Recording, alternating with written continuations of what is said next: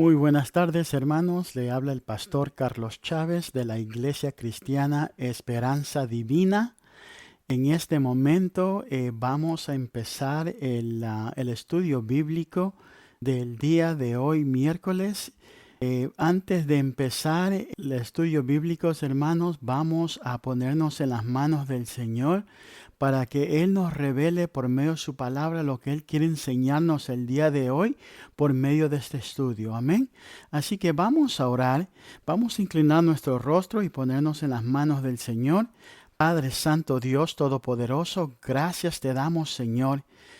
Aquí venimos esta tarde ante ti, Señor, primeramente dándote la gloria y la honra y agradeciéndote, Señor, que tú permitiste, Padre Santo Dios, que nosotros nos pudiéramos levantar esta mañana y ver de tu grandeza, Señor, y en este momento estar, Señor, escuchando de tu palabra, lo que tú, Señor, quieres revelarnos, Padre Santo Dios.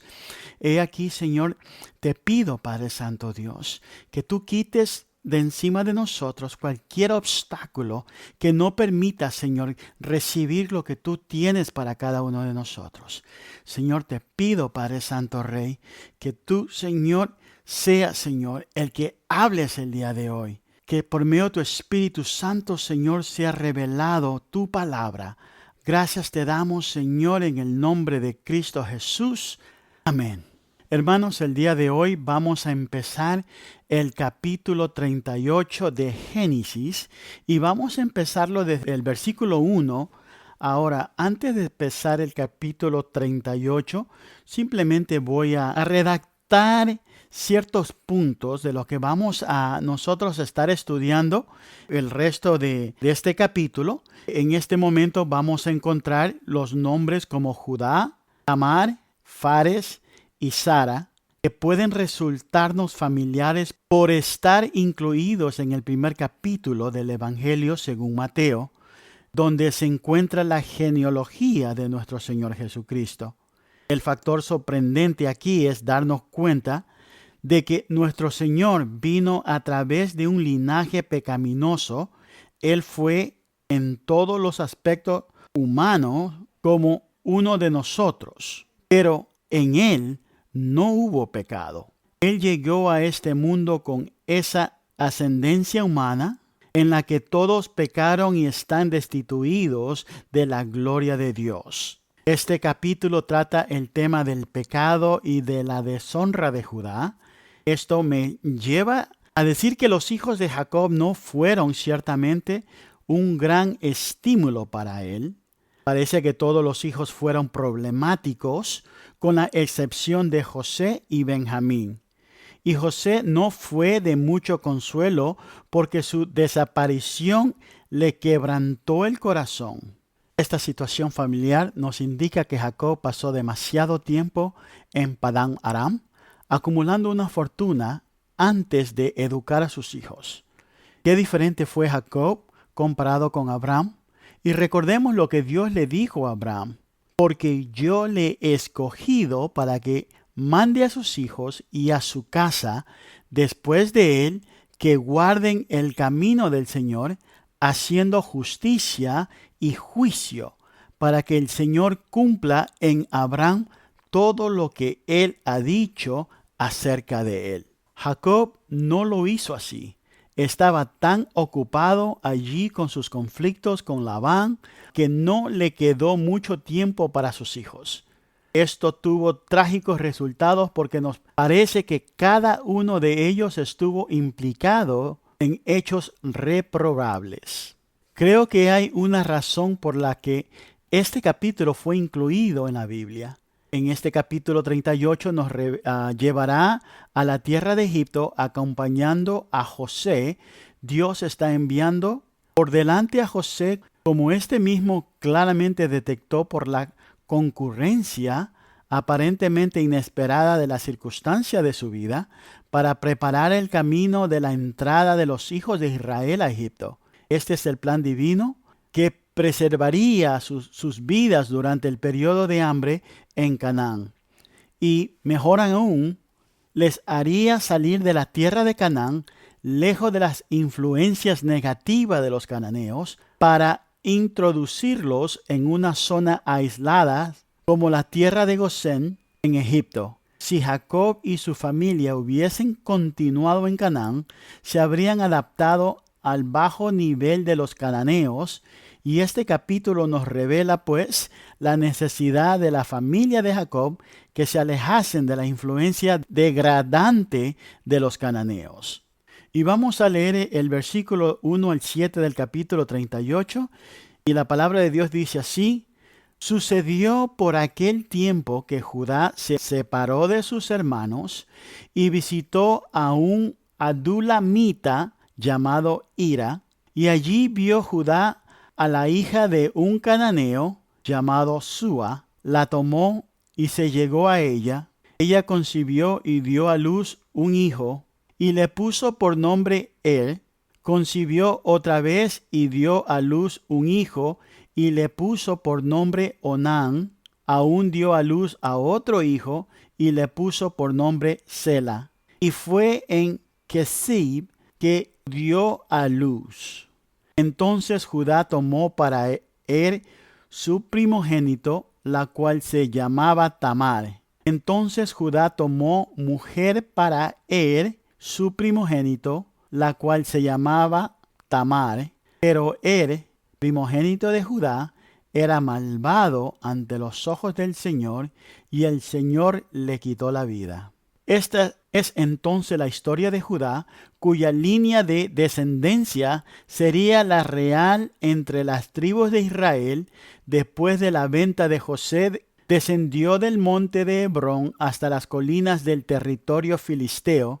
Desde el punto de vista de su relación con el pueblo del pacto, fue también un descenso espiritualmente hablando, porque entabló relaciones con un habitante de la ciudad de Adulán y se casó con la hija de un cananeo llamado Súa. Aquellos que siguen nuestros estudios bíblicos recordarán que en el capítulo 24 de este mismo libro, Abraham había hecho jurar a su siervo encargado de buscar una esposa para su hijo Isaac, que no escogería para él de ningún caso una mujer cananea. El cumplimiento de la heredad prometida, la tierra de Canaán, no debía hacerse realidad a través de una consecuencia natural debida a los matrimonios mixtos, como el realizado por Judá,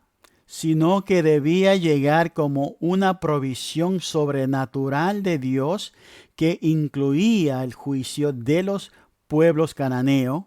De aquel matrimonio nacieron 3 hijos, Onán y Sela. El primogénito, se casó a su vez con Tamar, y esta es la primera aparición de Tamar, que de esta manera entraría en la genealogía de Jesús. Él fue un hombre realmente perverso, descrito en la Biblia como malvado delante del Señor, y no sabemos con certeza cuál fue su culpa, pero sí conocemos las consecuencias trágicas de su vida del pecado. El Señor le causó su muerte. Versículo 8 al 11 dice: Entonces Judá dijo a Onán: Llégate a la mujer de tu hermano y cumple con ella tu deber como cuñado, y levanta descendencia a tu hermano. Y Onán sabía que la descendencia no sería suya, y acontecía que cuando se llegaba la mujer de su hermano, vertía en tierra por no dar descendencia a su hermano, y desagradó en ojos de Jehová lo que hacía, y a él también le quitó la vida. Y Judá dijo a Tamar su nuera: Quédate viuda en casa de tu padre, hasta que crezca Sela mi hijo, porque dijo: No sea que muera él también como su hermano. Y se fue Tamar y estuvo en casa de su padre. En aquella época era habitual que cuando un hombre moría, su hermano debía casarse con la viuda. Este tipo de matrimonio estaba basado en la ley del levirato, y se encuentra citado también en los códigos de los hititas y asiros. Para el pueblo de Israel, este matrimonio sería reglamentado más tarde por Moisés, como oportunamente veremos en el capítulo 25 del libro de Deuteronomio. El primogénito nació de esta unión, era considerado descendiente del difunto y por lo tanto destinatario de la herencia y transmisor de su nombre. Y como vemos, Onán hizo los medios para impedir la concepción. Evidentemente quería para sí la parte de la herencia del primogénito. Se nos dice que su despreciable conducta desagradó al Señor, quien le castigó con la muerte, como había hecho con Er. Como Judá tenía otros hijos que estaba aún creciendo, le pidió a su nuera que respetase la costumbre de regresar a la casa de su padre hasta que su hijo más joven estuviese preparado para el matrimonio. Pero transcurrido un tiempo, la mujer de Judá murió, y vamos a leer el versículo 12 al 14. Y se pasaron muchos días y murió la hija de Suá, mujer de Judá, y pasado el duelo, Judá subió a los trasquiladores de sus ovejas en Timnat, él y su amigo Hira, adumalita, y se lo hicieron saber a Tamar, diciéndole: He aquí, tu suegro sube a Timnat a trasquilar sus ovejas. Entonces ella se quitó su ropa de viuda y se cubrió con un velo, se envolvió bien y se sentó a la entrada de Anaim, que está en el camino de Timnat, porque veía que Sela había crecido y ella aún no le había sido dada por mujer. Aparentemente es aquí, hermanos, el negocio entre Judá y aquel adumalita llamado Hira consistía en la cría de ovejas. Parece que ambos habían conseguido tener un rebaño numeroso y por eso viajaron juntos a Timnat para controlar la operación de esquilar las ovejas. Mientras tanto, Tamar, que había estado esperando en la casa de su padre todo este tiempo, llegó a la conclusión de que Judá no le daría a Sela, su tercer hijo, por marido. Entonces decidió actuar por su cuenta y, sabiendo del viaje de Judá, se quitó su ropa de viuda y se sentó al costado del camino principal, cubierta con un velo, como era la costumbre de las prostitutas. Veamos lo que sucedió entonces entre el versículo 15 al 19. Dice: Cuando la vio Judá, pensó que era una ramera, pues se había cubierto el rostro, y se desvió hacia ella junto al camino y le dijo: Vamos, déjame estar contigo, pues no sabía que era su nuera. Y ella dijo: ¿Qué me darás por estar conmigo? Él respondió: Yo te enviaré un cabrito de las cabras del rebaño. Y ella dijo: Me darás una prenda hasta que lo envíes. Y él respondió: ¿Qué prenda tengo que darte? Y ella dijo: Tu sello, tu cordón y el báculo que tienes en la mano. Y él se lo dio y se llegó a ella, y ella concibió de él. Entonces ella se levantó y se fue, se quitó el velo y se puso sus ropas de viuda. Tenemos en este punto una imagen bastante precisa sobre qué tipo de persona era Judá. Se había apoderado de aquella mujer cananea, hija de Súa, y ahora iba a hacer lo mismo con Tamar. Realmente fue una historia muy triste y abyecta. Judá debió pensar que Tamar era una prostituta del templo, porque en relación a ella se utilizaba aquí el término Kedesha, que se refiere a una de las prostitutas del templo pagano, lo que nos dice algo sobre las creencias de los cananeos, ya que en su culto de la fertilidad, tanto hombres como mujeres podían cometer actos inmorales que eran considerados sacros Por su parte, ella vio la ocasión de obtener con engaño lo que le pertenecía y actuó con consecuencia con respecto a la prenda. El sello era un anillo, un objeto cilíndrico con el nombre del propietario grabado, con un cordón para colgarlos del cuello, igual de que el báculo servía para convalidar acuerdos y transacciones. Versículo 20 al 24 dice: Cuando Judá envió el cabrito por medio de su amigo, el adumalita, para recobrar la prenda de mano de la mujer, no la halló y preguntó a los hombres del lugar diciendo: ¿Dónde está la ramera que estaba en Enaim, junto al camino? Y ellos dijeron: Aquí no ha habido ninguna ramera. Y él volvió donde Judá y le dijo: No la encontré. Y además los hombres del lugar dijeron: Aquí no ha habido ninguna ramera. Entonces Judá dijo: Que se quede con las prendas para que no seamos causa de burla. Ya ves que envié este cabrito y tú no las has encontrado. Y sucedió que como a los 3 meses informaron a Judá diciendo: Tu nuera Tamar ha fornicado y he aquí ha quedado encinta a causa de las fornicaciones. Entonces Judá dijo: Sácala y que sea quemada. Aquí vemos que Judá utilizó el viejo sistema de 2 varas de medir. La doble moral que Dios no aprueba. El hecho de que la Biblia registre estos incidentes no aplica que Dios los apruebe.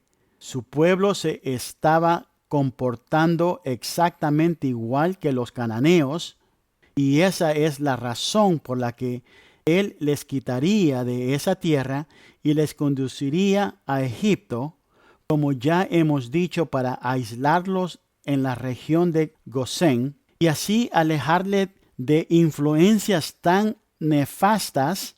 Este episodio revela que Dios realmente necesitaba actuar así. La verdad es que Judá fue muy rápido para ver el pecado en los demás, pero no pudo verlo en sí mismo. Esto me recuerda una historia que veremos más adelante. El profeta Natán había ido a ver al rey David para contarle la historia de una persona pobre que solo tenía un corderito. Cuando Natán le dijo que un hombre rico vino y se lo arrebató, David reaccionó rápidamente de la misma manera que Judá, condenándolo al hombre rico. David incluso dijo que deseaba que aquel hombre fuese lapidado hasta que muera. Entonces Natán declaró que David mismo representaba a aquel hombre rico. Es interesante observar, hermanos, lo hábiles que somos para ver el pecado y las faltas de los demás, pero no miramos la falta de nosotros. Eso es lo último que nosotros miramos. Mientras que resultamos incapaces de descubrirlo dentro de nosotros mismos, de lo que nosotros estamos pecando. La culpa de Judá era doble. Primeramente, su pecado era ya terrible en sí mismo, pero además lo había cometido con su propia nuera. Esto nos explica algo del modo de la vida de los cananeos y nos aclara que la libertad sexual total no es una cuestión muy moderna, que digamos, porque los antiguos paganos la han practicado durante siglos, lo cual explica también de que duraron tan poco en las escenas de la historia. Los cananeos desaparecieron porque Dios les juzgó. Y si nos preguntamos por qué este capítulo fue incluido en la Biblia, aquí tenemos el motivo. Se trata de una advertencia y de informarnos de que Dios no aprueba la transgresión de sus leyes, no acepta el pecado. Amén. Versículo 25 al 26 dice: Y aconteció que cuando la sacaron, ella envió a decir a su suegro: Del hombre a quien pertenece estas cosas estoy encinta. Y añadió: Te ruego que examines y veas de quién es este sello, este cordón y este báculo. Judá los reconoció y dijo: Ella es más justa que yo, por cuanto yo la di por mujer a mi hijo Sela y no volvió a tener más relación con ella. Tamar fue traída ante su suegro, que estaba dispuesto a que la quemaran. Y ya hemos leído cómo ella le convenció de que él era el padre del niño. Lo sucedido en este capítulo y este relato, hermanos, lo sucedido en este relato tiene una aplicación válida para la iglesia de nuestro tiempo. Suele hoy difundirse la idea de que la iglesia moderna, para testificar su fe a la generación actual y para comunicarse eficazmente con ella, debe adaptarse a su nivel, asumiendo todos los riesgos que ello implica.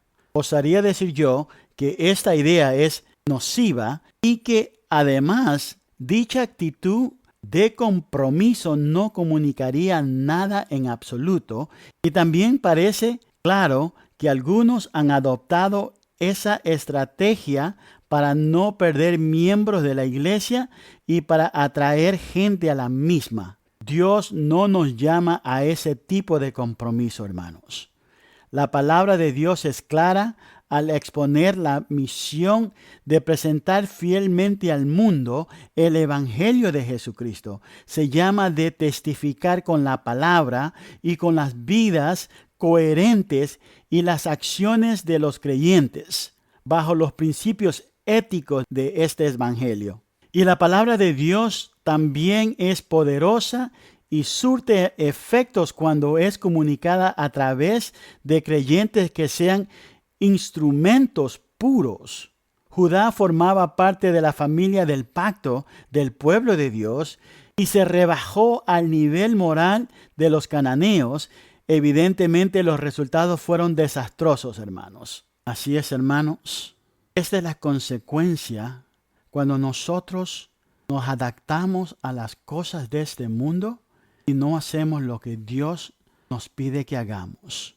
Asimismo, con lo que hizo Judá de juntarse con un pueblo donde Dios le había prohibido a que no se acercasen. Asimismo, hoy en día, hermanos, las iglesias están adaptándose a ser parte de todas las creencias, participando en todas las festividades que no son aprobadas por Dios y diluyendo la palabra de Dios simplemente con el propósito de tener más personas en su local, permitiendo toda atrocidad de pecado, no corrigiendo, sino permitiéndolo todo. Y eso es lo que causa la ira de Dios, hermanos. Por eso en este momento debemos de reflexionar.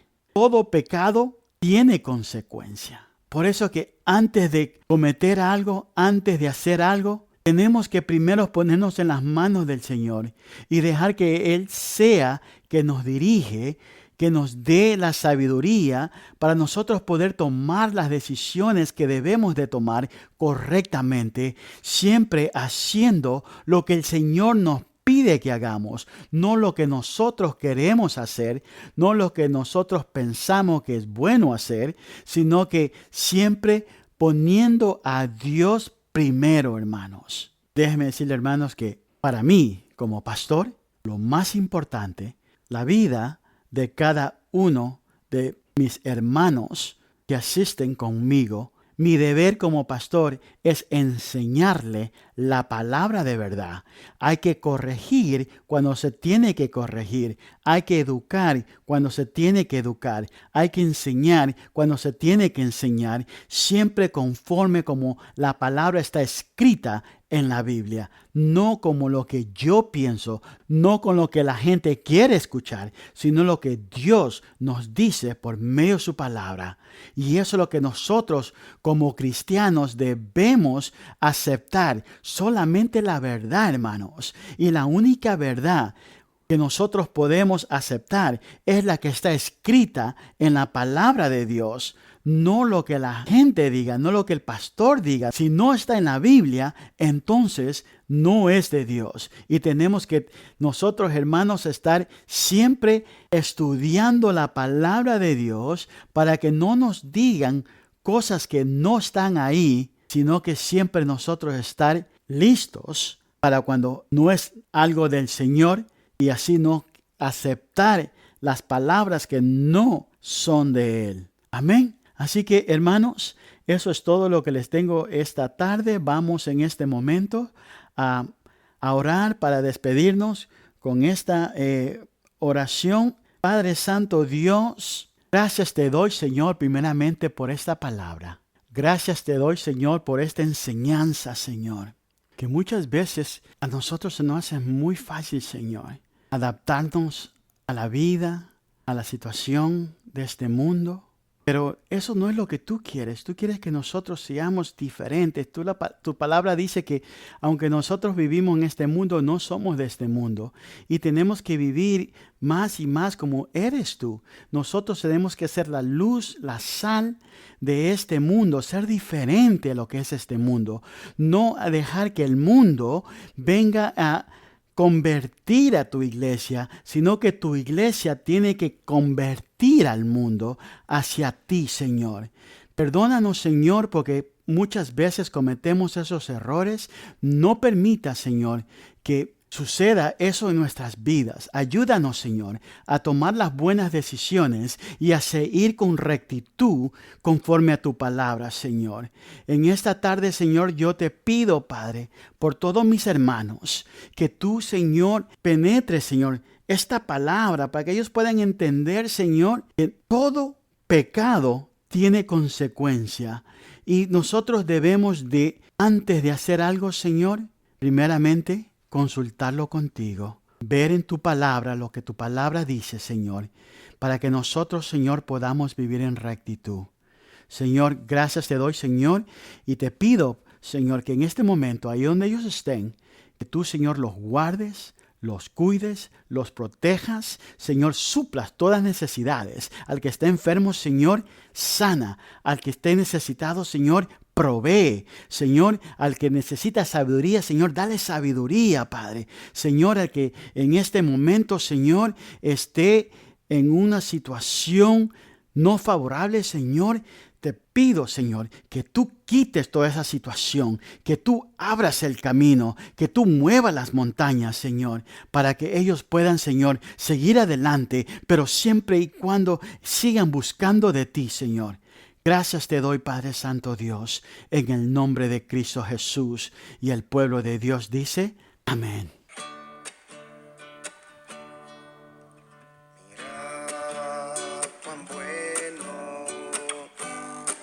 Delicioso es habitar los hermanos juntos en armonía. Es como el óleo que desciende de la cabeza a las vestiduras.